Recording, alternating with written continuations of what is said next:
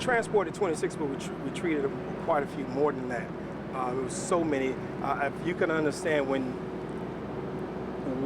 if you begin to pick up one patient, we have multiple people jumping in the same ambulance. So it was chaotic, it was chaotic because people were just jumping in. There was no protocol at that point. When we pulled up, people wanted help.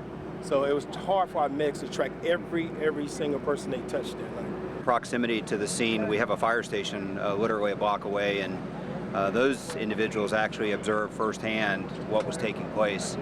And at first they didn't really, I think, understand the gravity of what was occurring. They thought they heard fireworks, maybe as part of the celebration that was going on, and then realized quickly that that wasn't fireworks, that it was actually gunshots, multiple gunshots. The delay was minimal. It seems like an eternity when you're standing there and you're really wanting to go in and effect a rescue and do what you can for the victims. This was a dynamic scene. It changed throughout the 5 hours that I was in command. We went from it being a shooter to now we possibly have an explosive device in possession. And we're not properly trained or equipped to handle those types of emergencies. So we're here for the fire and the EMS and to support the efforts of law enforcement. OPD did a tremendous job on getting some of those victims to us.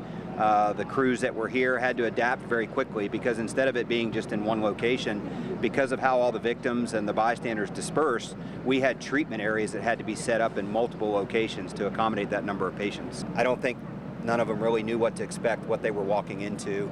And I saw some of it firsthand because being one of the first on the scene and trying to establish our structure for the fire department, I was able to see what some of the bystanders were doing for some of the victims. And you guys have seen the video where they're carrying some of these victims and actually bringing them to us for care and such like that. So it was just a flood of individuals all dispersing down Orange Avenue in whichever direction they could go.